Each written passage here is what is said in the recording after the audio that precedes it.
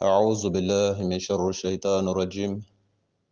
أعوذ بالله من شر الشيطان الرجيم. أعوذ بالله من شر الشيطان الرجيم. بسم الله الرحمن الرحيم. والصلاة والسلام على محمد وعلى آله. أما بعد، السلام عليكم ورحمة الله تعالى وبركاته جميع المؤمنين والمؤمنات. أما سيزن على تغي مورتي على منكو ككشين نما نيني على فيك جيدي أن كنتي كانوا محمد أنا كسو ka tanga ɲini ala fɛ ka b'an jugu tɔɔrɔ la n'o ye ibilisa ye. O kɔfɛ ka foli se bɛɛ lajɛlen ma, maa o maa de bɛ groupe les croyants sanfɛ ni wagati na, cɛ fara muso kan, a bɛ assalamu alaikum warahmatullah. Aw mana sɔrɔ yɔrɔ yɔrɔ ni wagati na, mali kɔnɔ mali kɔ kan, farafinna farajɛla, a bɛ assalamu alaikum warahmatullah. An bɛ ntɛnɛn na mɛ kalo tile 2 san 2022 bi ye ntɛnɛn ye mɛ kalo tile 2nan san 2022, le lundi 2 mai 2022, a bɛ bɛn silamɛya san jate kalo min bɛ yen n'a bɛ fɔ a ma ko shawal, o ye selincini kalo ye. Bi ye a tile fɔlɔfɔlɔ ye san 1443,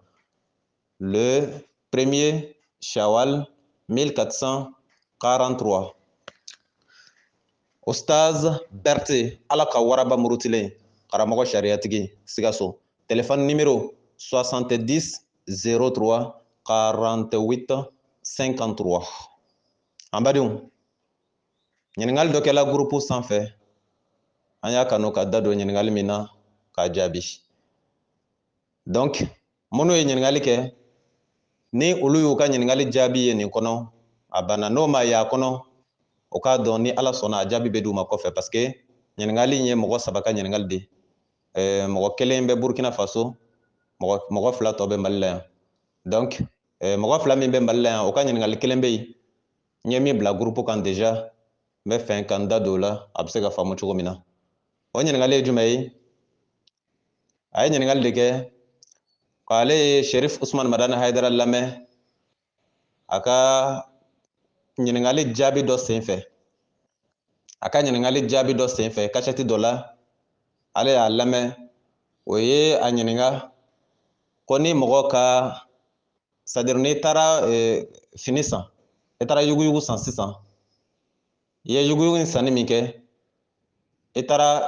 ye wari sɔrɔ yuguyugu in kɔnɔ. A bɛ se ka kɛ euro ye, comme a bɛ se ka kɛ dollar ye, parce que a yuguyugu nin bɛ bɔ yɔrɔ min na, ko euro ni dollar a ka ca la, o de bɛ dun o yɔrɔ la. Donc o tigi ye ɲininkali kɛ min kɛ, a ye ɲininkali de kɛ, a bɛ fɛ k'a dɔn est-ce que a ye fini min san, wari min b'a kɔnɔ, ale bɛ se k'o wari dun wa? Ou bien ale tɛ se k'o wari dun, o wari ye ale kan haramu ye wa? Ou bien o wari ye ale kan halala ye? A bɛ fɛ k'o de dɔn. Donc ale t'a dɔn a b'a kɛ cogo min, a ye Sherif Usman Madani Hayidara ɲininka, a bɛ fɛ k'a kiti dɔn. Donc ko Hayidara y'a jaabi ni min ye, k'o de ye k'a ka taa Amérique, a ka taa finitigi ɲini k'o dɔn, ka sɔrɔ ka wari di a ma. Donc o jaabi min dila, c'est une réponse parfois choquante. Donc ale bɛ fɛ k'a dɔn sisan, est-ce que dɔnniba, i kan ka mɔgɔ jaabi ni jaabi cogo la wa? Ou bien ni jaabi in kɔlɔlɔ bɛ se ka kɛ jumɛn ye? Ou bien k'olu ye ɲɔgɔn sɔsɔ a la. Dɔ k'u ma ko Hayidara ye min fɔ k'o de ye jaabi yɛrɛ yɛrɛ ye. I bɛ taa Amérique ka taa finitigi ɲini ka sɔrɔ ka wari di o ma. Dɔ ko non, k'a y'o jaabi min di, a y'a essayé de ka kuma jugu de fɔ, ou bien a fɔ ma bamanankan na ko dagoya kuma, i n'a fɔ a bɛ wele cogo di yɛrɛ, wala dagoya kuma quoi, ko ka goma seri, wala ka goma seri a tigi kan. Est ce que kan ka faamu? Donc dɔ ko non, a ye jaabi min di o yɛrɛ yɛrɛ don, i bɛ taa Amérique ka taa finitigi ɲini ka wari di a ma. Dɔ ko non, ko a ma o fɔ, a ye min fɔ, donc o ye pour que ka a jaabi ni kumakolon ye. Donc ale bɛ fɛ k'a dɔn juste a jaabi ninnu 2 mana k'a sugu o sugu ye, jumɛn de y'a yɛrɛ yɛrɛ ye? Est ce que a ye nin kuma min fɔ normalement diinɛ bɛ jɛn ni a ye wa, ou bien diinɛ tɛ jɛn n'a ye? A ka ɲininkali bɛ kan ka boli kɛ o de kan. Donc o jaabi mana kɛ min ye an bɛna o jaabi de di sisan. Premièrement a kan bɛ kuma min ma ni ma fili ni ma ɲina nin tɛ ale ka kuma yɛrɛ dɔrɔn ye n'o ye ɲininkalitigi ye n yɛrɛ kan ka sɔrɔ n ye nin ye n ye nin mɛn Hayidara yɛrɛ da mais comme ne ɲininkala la n bɛna n ta to yen k'a kɛ ale ka ɲininkali ye sinon ka kɔn ale ka nin kuma in ɲɛ ni ma ɲina ni ma fili n ye nin mɛn Hayidara yɛrɛ da n yɛrɛ ɲɛ y'a ye parce que kuma in kun bɛ n'a fɔ a kun bɛ vidéo de la cɛ y'a ɲininka de o ye ɲininkali sɛmɛ a la i taara yuguyugu san i ye wari sɔrɔ a kɔnɔ wari in i bɛ se k'a dun wa ou bien i bɛ taa a kɛ cogo di a ko ma kɛnɛ kan ko ayi k'i bɛ taa Amérique k'i bɛ taa waritigi ɲini ko k'a di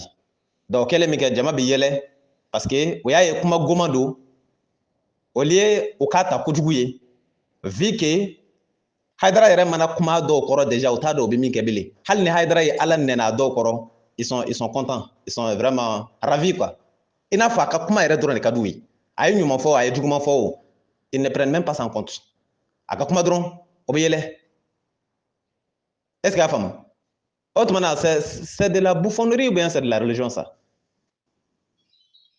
ɲininkali de don quoi n'a fɔla ko dɔnni b'a ka kuma dɔrɔn maaw ka yɛlɛ k'o de ka di ye o b'u wele cogo di ko kɔrɔdɔgɔya kɔrɔdɔgɔya de don wa diinɛ de don i ka maaw layɛlɛ est-ce que y'a faamu an badenw ni n ko kɔrɔdɔgɔya de don a t'i n'a fɔ dɔgɔyama ou bien fɛn wɛrɛ ne yɛrɛ fa kun ye kɔrɔdɔgɔ ye n wolofa n'est-ce pas olu dɔn bɛ ni jumɛn ye ka maaw layɛlɛ o de tɛ wa mais est-ce que o de ye diinɛ ye diinɛ de bɛ yɛlɛma ka kɛ i ka maaw layɛlɛ i ka kuma dɔrɔn maaw ka yɛlɛ o de ye diinɛ ye c'est pas ça a karamɔgɔ dɔw bɛ yen mɔgɔw bɛ mɔgɔ la walahi u b'a dɔn u b'u karamɔgɔw lamɛn de pour que ka yɛlɛ ni yɛlɛ nege b'u la ou bien ni kumaw dɔw bɛ yen amuru kumaw ou bien kuma modèle dɔw bɛ yen dɔnnibaa dɔw bɛ yen o bɛ lamɛn o de kama mais k'a fɔ k'o bɛ lamɛn pour que ka limaniya d'i ma abada donc an ka diinɛ an kana sɔn a ka kɛ ten ni dɔnnibaa bɛ kuma il faut que ala ɲɛsiranya ka y'a ka kumaw kɔnɔ il faut que limaniya sɔrɔli ka y'a ka kumaw kɔnɔ mais dɔnnibaa kana kuma fɔ kuma min objectif ye ka maaw layɛlɛ ou bien kuma min objectif ye ka yogoro kɛ ou bien ka kuma modèle dɔw fɔ des propos intimes cɛnimusoya nasiraw la donc dɔw b'o lamɛn ten k'a kɛ i n'a fɔ wajulu don ka taa sɔrɔ c'est presque an ka tɛmɛ fɔlɔ i ka ɲininkali jaabi ye min ye dɔrɔn min k'i ma ko Hayidara ye min fɔ nin jaabi la ko i ka taa Amérique ka taa gilekitigi ɲini ko k'a ye ka sɔrɔ ka wari d'a ma o tigi yɛrɛ b'a dɔn tigitigi Hayidara ye o min fɔ o tɛ se ka kɛ a yɛrɛ b'o dɔn e b'o tigi ye cogo di e bɛna avion billet bɔ min kɛ e bɛ taa fɔ Amérique k'e bɛ t'o tigi ɲini k'e b'o o gileki kɔrɔ in tigi k'e b'o ɲini ko k'o ye e b'o ye min ce sont des propos de dérision ce sont des propos de moquerie est-ce que y'a faamu mais munna o b'a fɔ nin fɔcogo la o b'a fɔ nin fɔcogo la pour que k'u karamɔgɔkɛ dɔ ani c'est à dire n t'a dɔn ni mɔgɔ ye kojugu kɛ ka sen d'a ka kojugu kan quoi k'a kɛ i n'a fɔ a ye min k'a ɲɛna donc olu fana bolo a ye nin jaabi min di jaabi ɲɛna ka taa sɔrɔ foyi a ma ɲɛ mais o tɛ se k'a fɔ a ma ɲɛ mun na n'olu ko a ma ɲɛ olu bolo o ye u ka karamɔgɔ kɔ da fiɲɛ na ou bien olu bolo o y'u ka karamɔgɔ kɛ lebu ou bien o y'a janfa ça n'a rien à voir mais e b'a dɔn tigi a ye min kɔni fɔ can tɛ e bɛ se ka avion billet ta Mali la yan cogo di k'e bɛ taa yuguyugu min tigi yɛrɛ ma dɔn hali n'a tigi dɔnna e bɛ bɔ yan cogo di k'e bɛ taa o tigi ɲini fɔ Amérique k'e b'o d'o tigi ma ye e bɛ ka taa ni wari min ye k'e bɛ t'o di o ni e bɛna avion billet min ta ka taa jumɛn ka ca ni jumɛn ye il faut voir mais diinɛ a tɛ se ka tout temps n'est-ce pas an badenw a ye jaabi yɛrɛ kɛ kɛcogoya min na an ka na n'o ye o de la vocal in titre bɛ kɛ les injures en islam ou bien les insultes ka nɛnini kɛ ou bien ka kuma jugu kɛ ou bien ka daragoya kan kɛ ka maa jaabi diinɛ na a bɛ bɛn wa a tɛ bɛn wa an bɛna an da don o de la k'o walawala ka nin kɛ enregistrement dɔ ye siɲɛ kelen ka titre da les injures en islam ou bien les insultes en islam n'a sɔrɔla diinɛ na ka mɔgɔ nɛni walima diinɛ na ka kuma jugu fɔ maa ma aw ni ɲɔgɔn cɛ a bɛ na ni fitinɛ min ye a bɛ na ni kɔlɔlɔ min ye ala ye min fɔ a la a kira ye min fɔ a la kisi nama bɛ kira ye a n'a ka so an bɛna an da don o la k'o fɔ aw ye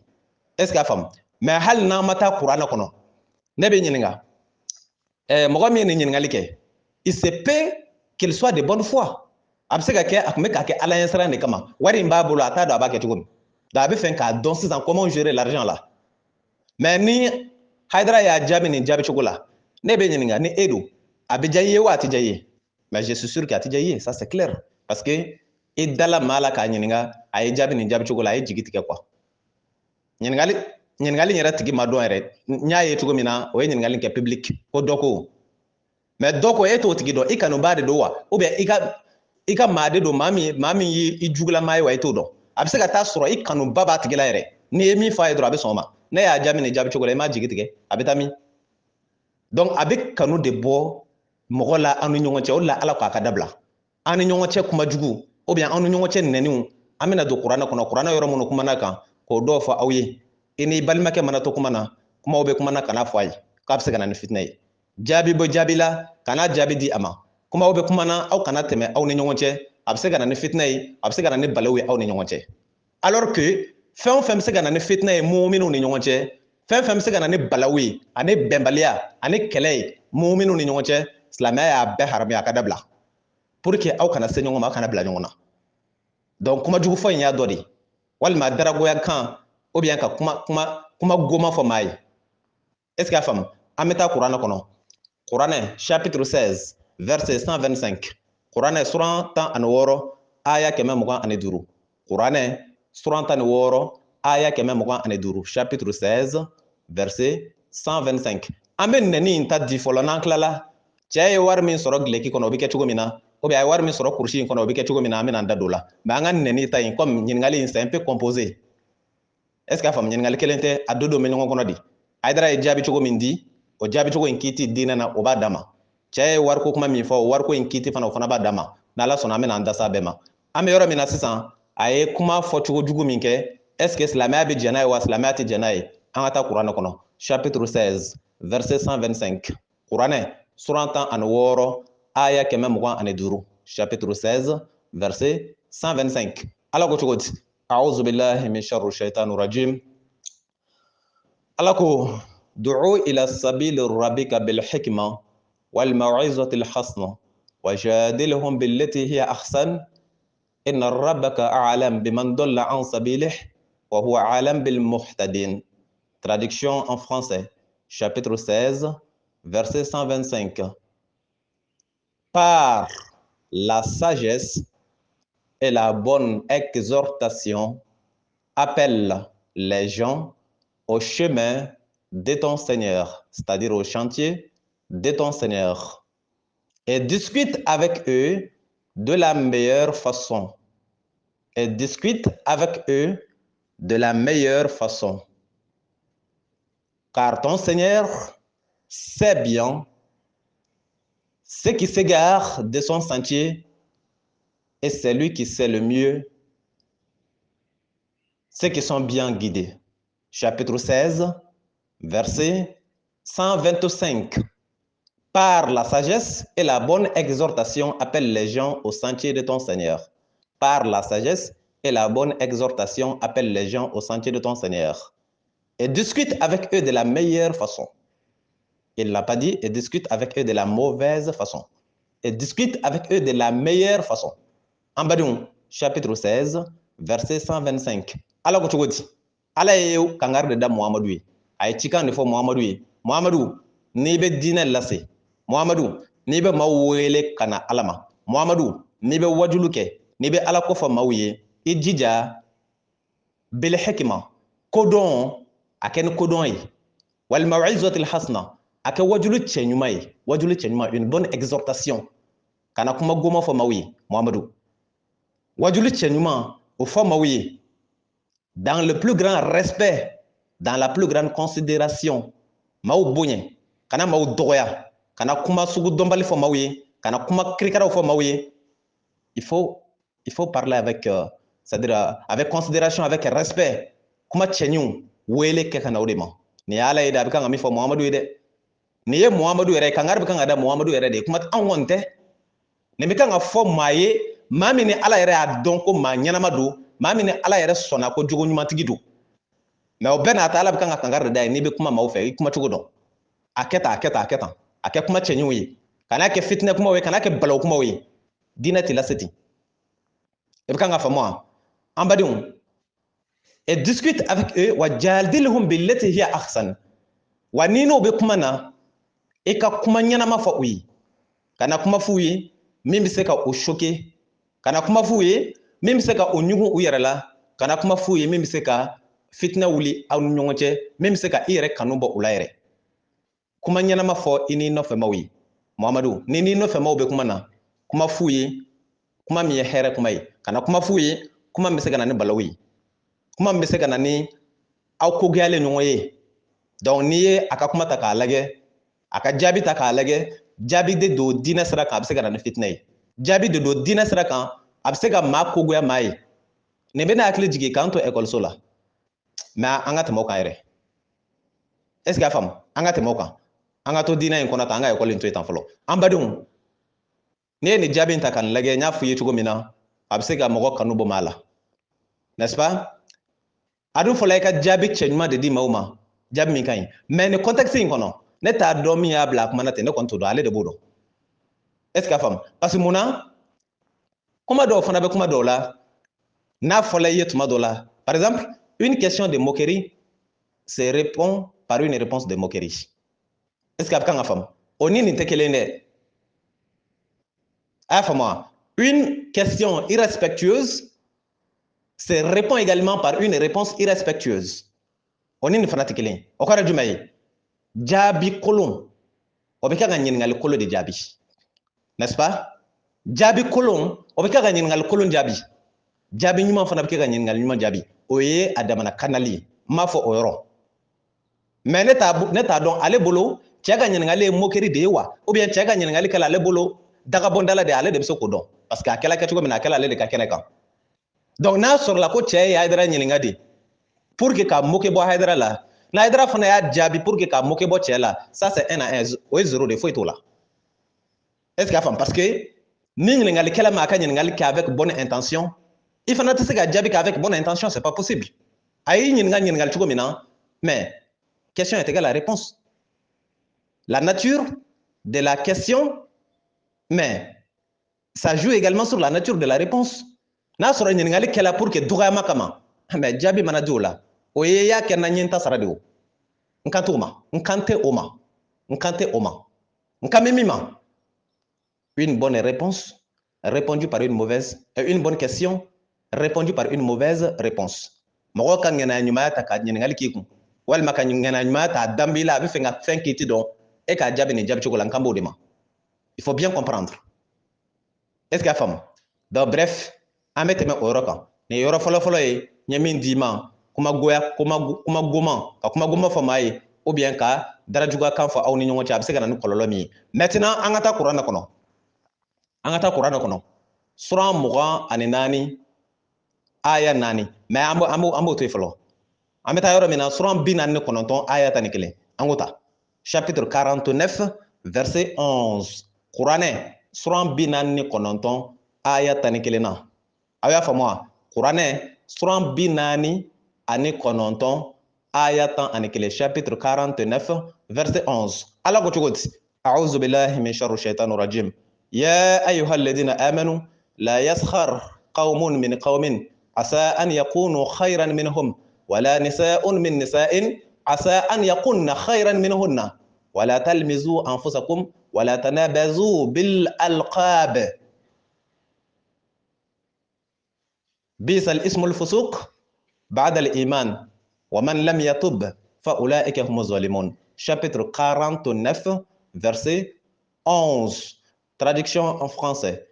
Ô les croyants, ô vous qui avez cru, qu'un groupe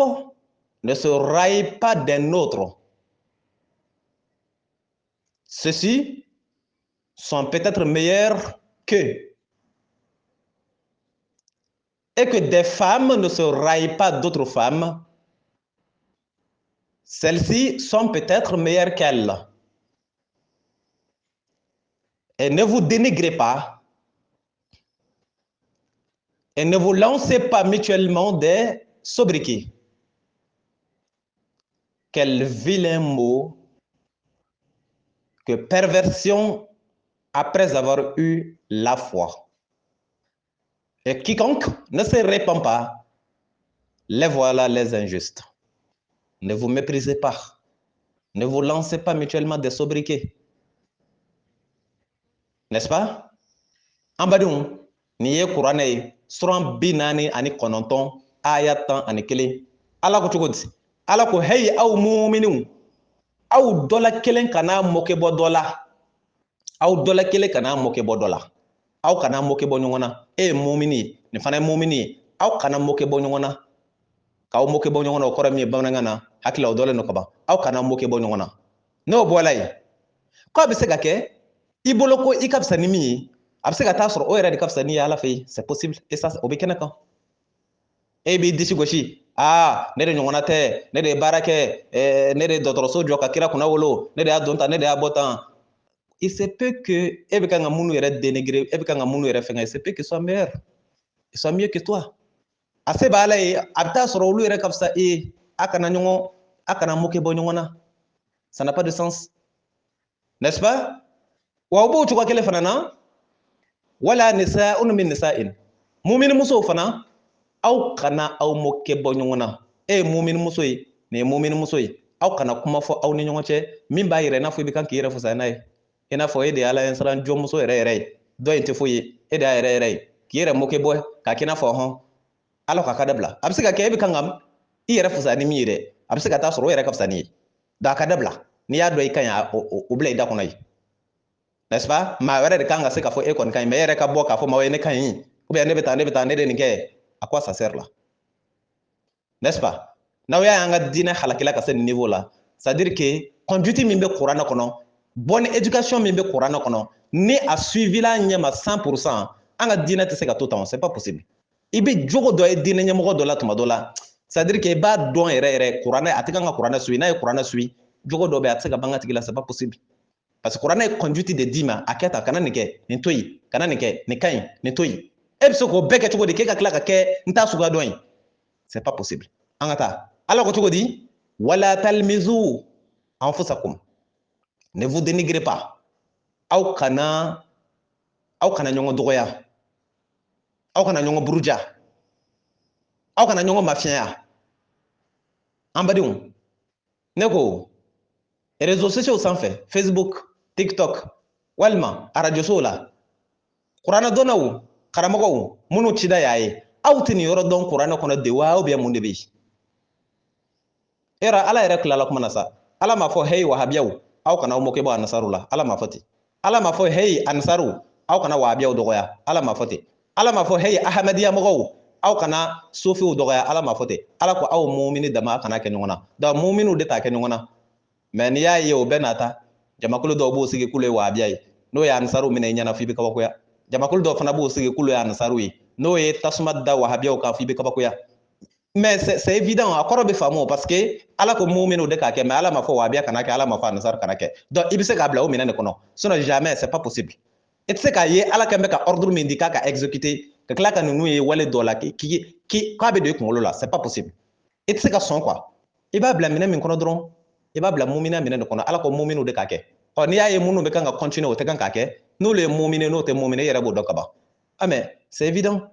a fɔla mu'minu de kana kɛ kuranɛ aya daminɛ na ala ko cogo di ala ko ya ayyuhal ladina amanu hey aw minnu k'a ye mu'minu ye a kana nin kɛ a ye nin kɛ a kana nin kɛ est ce que a faamu ala m'a fɔ wahabiya kana kɛ a m'a fɔ anasaru kana kɛ o la i b'a ye ala b'a fɔ o kana kɛ mais i bɛ tila k'o ye o bɛ kan k'a dɔ kɛ mun na parce que c'est évident ala ko mu'minu de kana kɛ i bɛ kan ka faamu wa donc bref wala ala ko an kana ɲɔgɔn dɔgɔyali min kɛ wala talmizu anfusakum wala tanabazu bil alqab wa fana an kana comment dirais-je kumaw fɔ ɲɔgɔn ma kuma minnu bɛ se ka na ni goya ɲɔgɔnya ye c'est à dire que ka sin k'e balimakɛ ye dɔrɔn k'a fɔ a ma ko suruku bon n'i k'o ma suruku o bɛ mun yira e ye mu'mini ale ye mu'mini e y'a wele dɔrɔn ko suruku o bɛ mun yira ce sont des sobriquets o bɛ n'a fɔ i bɛ kan k'a mɔkɛ bɔ a la k'a yira k'a nalon bɛ ou bien k'a yira k'a tɛ da dɔn ainsi de suite ou bien i ye i balimakɛ jɔlen to sisan a ko wolomuso donc o ye kuma de ye a b'a choquer a b'a tɔɔrɔ donc ala ko nin ka dabila ce sont des propos de provocation est ce que a faamu ou bien ka tɔgɔ dɔ ta dɔrɔn k'a don i balimakɛ la i n'a fɔ n'i ko nalo ma ale bɛna a miiri nin bɛ fɛ ka mun fɔ ne ma de ko ne man kɛ ko de wa est ce que a bɛ da yɔrɔ sɔrɔ a dusukun na a tɛ da yɔrɔ sɔrɔ a dusukun na o bɛ na ni mun ye a bɛna tasara a bɛna bila ɲɔgɔn na a bɛ kɛlɛ ala k'a ka dabila a bɛ kan ka faamu wa donc ninnu ye kumaw ye c'est dans quel canal c'est dans le canal de s'adresser mutuellement des propos respectueux et non des propos irrespectueux an ka kumaw fɔ ɲɔgɔn ye dans la plus grande considération mais an kana ɲɔgɔn dɔgɔya an kana kuma fɔ ɲɔgɔn ma min bɛ se ka na ni fitinɛ ye min bɛ se k'an bila ɲɔgɔn na kuranɛ y'an bali ka bɔ nin bɛɛ la ni nin bɛɛ kun bilala baara la diinɛ bɛ lahala min na bi ni dɔnnibaa fila bɛ bɔ ka ɲɔgɔn nɛni ɲɔgɔn baw nɛni ɲɔgɔn faw nɛni ou bien ka bɔ ka ɲɔgɔn buruja ka ɲɔgɔn lebuw da kɛnɛ kan n'a sɔrɔ nin bɛɛ kun bilala baara la jamais o tɛ se ka kɛ cogoya si la mais comme u mako tɛ nin na o la ala b'a fɔ u k'a dabila mais i b'u ye hali sini o bɛ bɔ ka kɛ et puis au plus grand public jama bɛɛ cɛla fana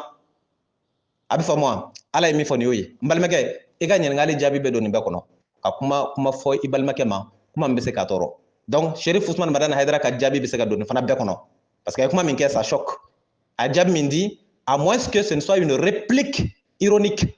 n'a sɔrɔla a tigi ye jaabi de kɛ ka ale moke bɔ n'a fana ye n'a sɔrɔ a tigi ye ɲininkali de kɛ ka moke bɔ ale Haidara la n'a fana ye jaabi kɛ k'a moke bɔ o tigi fana an kan t'o ma mais n'a kɛla ko a tigi kɔni kun ŋɛnɛ kun ka ɲi il était de bonne foi sa réponse n'a pas été vraiment agréable est-ce que a faamu an badenw an bɛna bɔ yen an bɛ se yɔrɔ jumɛn na ɲininkali dɔ fana bɛ yen olu ɲininkaliw yɛrɛ de ka jugu tuma dɔ la ka tɛmɛ ɲininkali tɔ bɛɛ kan wa o ɲininkali yɛrɛ tɛ nɛni quoi nɛni dɔw fana bɛ yen o nɛniw yɛrɛ de ka jugu ka tɛmɛ nɛni tɔ bɛɛ kan o ye ɲininkali dɔw ye est-ce que a faamu o ye nɛni dɔ ye olu nɛniw bɛ se ka yɛlɛ kɛ fo mansa nɛni kan i y'a faamu wa o nɛniw bɛ se ka tali kɛ fo mansa nɛni kan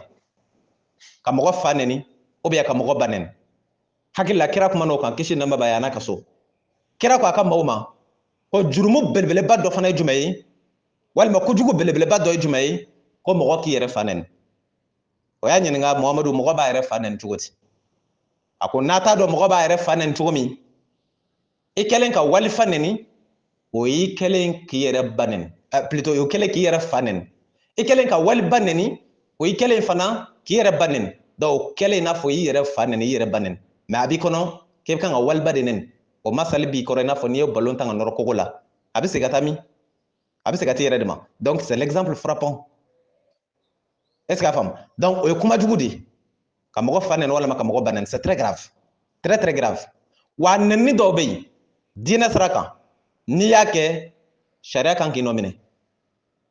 n'est-ce pas ni n ko sariya kan k'i nɔ minɛ ne m'a fɔ polisi kan k'i nɔ minɛ ni n ko sariya kan k'i nɔ minɛ ne m'a fɔ gendarmerie kan k'i nɔ minɛ ou bien tribunal kan k'i nɔ minɛ ni n ko sariya n kan bɛ kuranɛ sariya de ma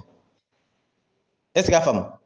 n'i ye nin kɛ ni polisi sariya de kan k'i nɔ minɛ o ka ɲi polisi da ka tɛmɛ ne kan n'i ye nin kɛ ni tribunal de kan k'i nɔ minɛ o ka ɲi tribunal da ka tɛmɛ ne kan ni ne k'i ma n ko n'i ye nin kɛ sariya kan k'i nɔ minɛ a bila i kun na n kan bɛ kuranɛ sariya de ma parce que n bɛ kan ka kuma o canal de kɔnɔ est-ce que a faamu ɲininkali dɔ nɛni dɔ bɛ yen a bɛ fɔ de façon fréquente mɔgɔw bɛ ɲɔgɔn nɛni a la hali den bɛ a tɔgɔ di muso bɛ se k'a yɛrɛ woloden nɛni a nɛni na i y'a faamu wa walima fa yɛrɛ bɛ se k'a yɛrɛ woloden nɛni a nɛni na est-ce que a faamu ou bien mɔgɔw bɛ ɲɔgɔn nɛni a la a nɛni ye jumɛn ye aw ka hakɛ to o b'a fɔ ko bâtard est-ce que a faamu wa a bila i kun na i kɛlen k'a bɔ i da kɔnɔ k'a fɔ mɔgɔ ma bâtard a hadu bɔla i la yan o a hadu ma bɔ i la yan o sariya sɔsɔ ala b'i sɔrɔ i lahara dɛ parce que nɛni de don i bɛ jɔn a ma ka taa sɔrɔ n'i y'a kɔrɔta k'a lajɛ i ye kuma jugumanba de fɔ ka taa sɔrɔ i t'a dɔn est-ce que a faamu n'i ko mɔgɔ kɔni ma bâtard non c'est à dire que i t'a juguya de dɔn peut-être o de y'i bila a la ala ko sariya k'i nɔ minɛ a sariya ɲangata a bɛ taa sariya busan siɲɛ 80 de la 80 coups de fouet est-ce que kan ka faamu k'a fɔ mɔgɔ ma dama bâtard 80 coups de fouet n bɛna yɔrɔ d'i ma kuranɛ kɔnɔ mais yɔrɔ min de don c'est à dire que ce sont des connaissances approfondies a dɔnni fanga ka girin quoi a bɛɛ t'a ye a bɛ woloma dɔrɔn k'a bɔ k'a d'i ma n'a dil'e ma i yɛrɛ b'a ye sɔsɔli tɛ nin na bilen est-ce que a faamu i yɛrɛ bɛ sin k'a ye sɔsɔli tɛ nin na bilen n'est-ce pas an badenw o ɲininkali o nɛnini français la n'i ko bâtard ça veut dire quoi ça veut dire un adultérin un enfant issu de l'adultère ou bien un enfant né lorsque les deux parents ne se sont pas encore mariés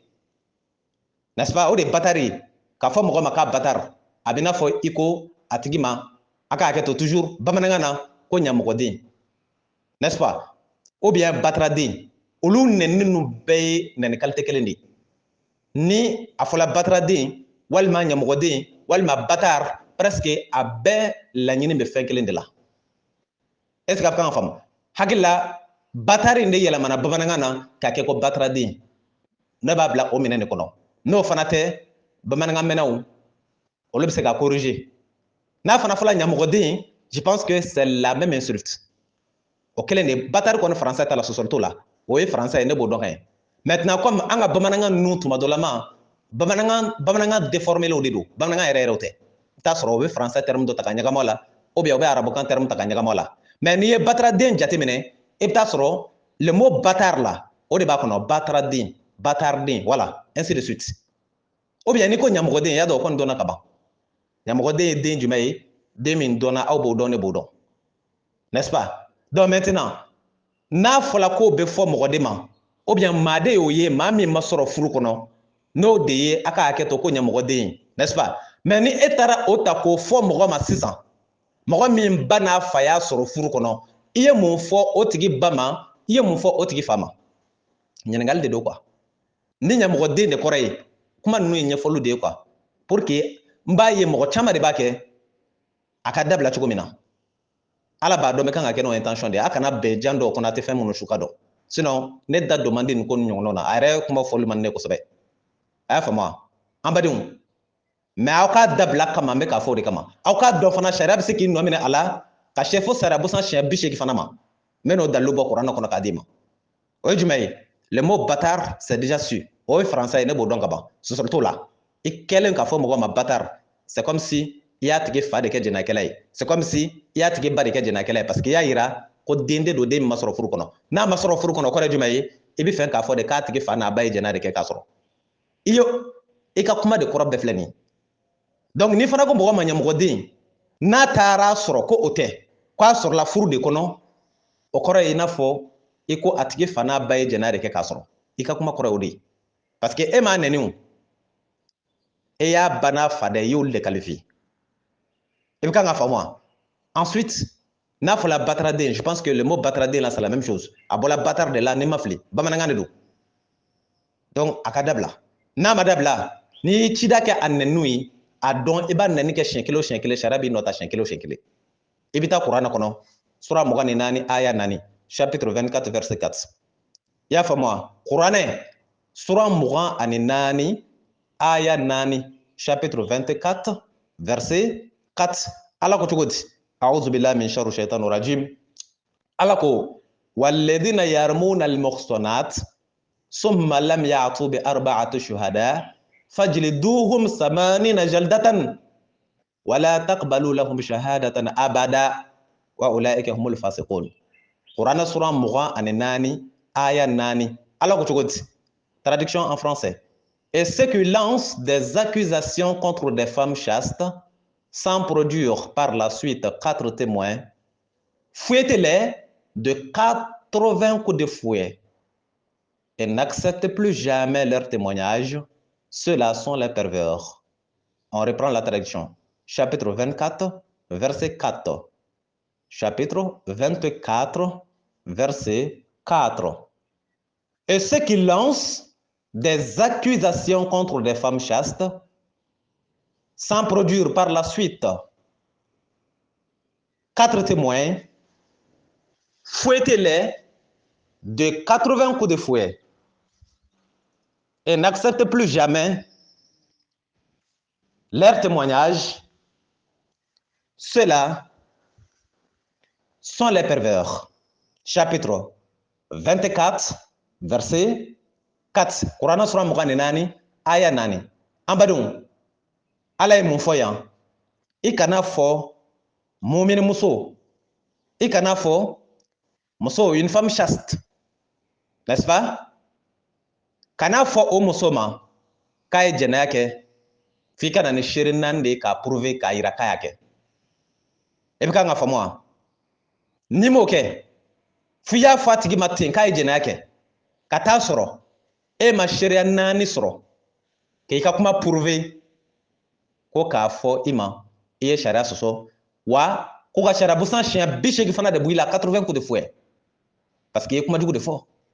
hali ni ɲɛ y'a ye k'i y'o mɔgɔ 2 ye k'u bɛ kan ka jɛnɛya kɛ f'i ka seere 4 de ɲini ala mako bɛ seere 4 de la n'o seere 4 sɔrɔla i bɛ se k'a kuma woyo n'o seere 4 ma sɔrɔ i b'a mara i kɔnɔ kana kuma woyo n'i y'a kuma woyo e min y'a kuma woyo sariya busan siɲɛ 80 parce que i ma na ni seere ye n'est-ce pas an badenw donc nɛni n'a fɔla bâtard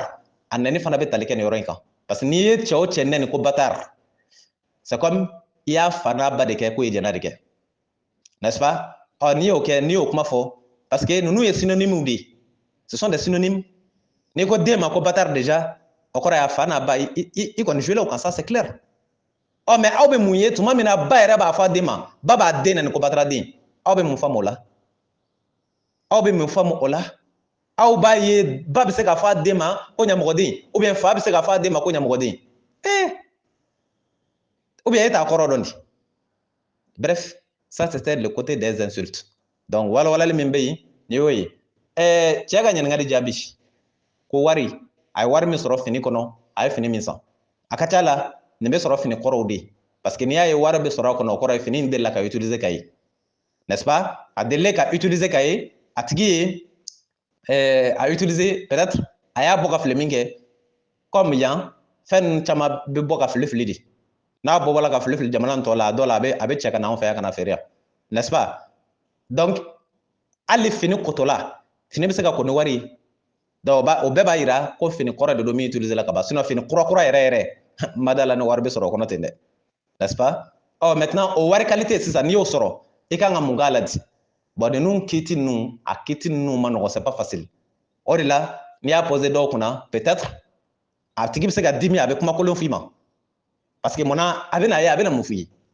parce que a jaabi ma nɔgɔn kelen e ye fini san e ma wari san an ka kɛ 100 euros i ye 100 euros bɔ fini kɔnɔ o ye déjà jusqu'à 13 ɲɔgɔnna de ye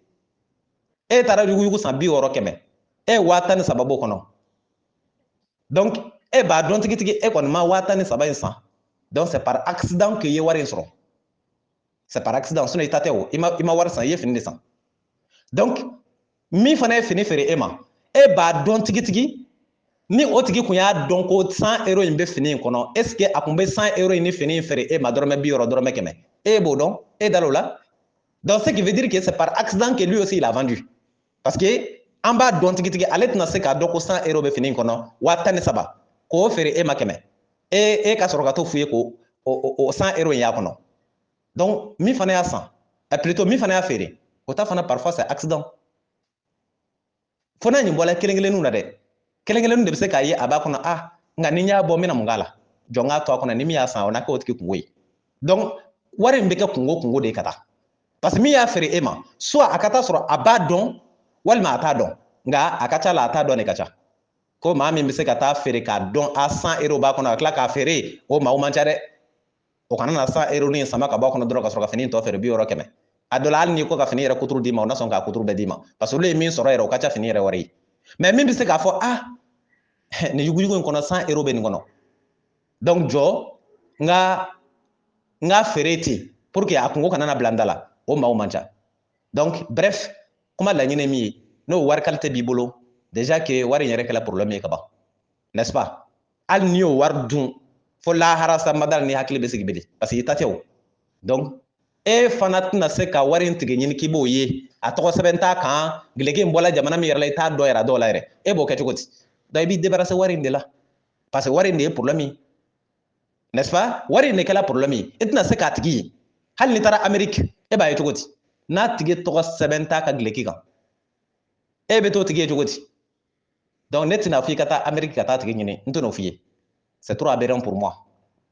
n'est-ce pas ne tɛna fɔ n'i ka taa wari in di fini feerela in ma min y'a feere o fana ta tɛ o n'a kun y'a dɔn k'a b'a kɔnɔ est-ce que a b'a feere ma i y'a faamu wari in kɔni kɛlen bolo problème de parce que i bɛ siran Ala de ɲɛ o de y'i bila nin bɛɛ la n'i y'a ye i bɛ ɲininkali kɛ Ala ɲɛ siran de don n'o tɛ dɔw ta hali nin ma se ɲininkali hali dɔw tɛ fɛ nin ka dɔ yɛrɛ o y'a ta dɔrɔn direct o bɛ taa falen k'a bilo kun mais n'i y'a ye mɔgɔ min bɛ se k'a fɔ jɔn ka ɲininkali kɛ a ka ca la o bɛ siran a kungo de ɲɛ donc comme i bɛ siran kungo ɲɛ i ni Ala cɛla pour que ka garanti wari ko la i bɛ wari in bɔ i ka duni ko kɔni i b'o bɔ i kɔnɔ pepewu est ce que a faamu nin wari qualité ninnu ye kungo di donc comme ala de ye ko bɛɛ tigi ye ala de ye ko bɛɛ tigi ye i bɛ fɛɛrɛ de kɛ wari in bɛ se ka segin ka di ala ma cogo min sisan kuma in kɔrɔ ka gɛlɛn n'a fɔra ka segin ka di ala ma e tɛna se ka taa k'i bɛ taa wari di ala ma hɔn ala kɛ mɛ ka 100 € sɔrɔ a wari filɛ nin ye c'est pas comme ça o tɔ bɛ to e de kɔnɔ e de bolo sisan n'i y'a dɔn i bɛ se k'a bila ala bolo kan cogo min na i b'a bila ala bolo kan k'i sen bɔ a la ala nin wari in filɛ n y'a sɔrɔ fini in kɔnɔ nka ne tɛna a dun dɛ nka n bɛna a kɛ tan e ka sira kan n'an sera lahara ala ne ka wari tɛ dɛ a dila e de ma n'a fɔra ka fɛn di ala ma a tɛ di ala yɛrɛ tigɛ ma o mɛ a bɛ bila n t'a dɔn b'a bamanankan fɔ cogo min a bɛ bila sira de kan sira min n'a dɔnna nin ye ala ta ye nin bɛ don ala de kun i n'a fɔ ala ka diinɛ par exemple est ce que a faamu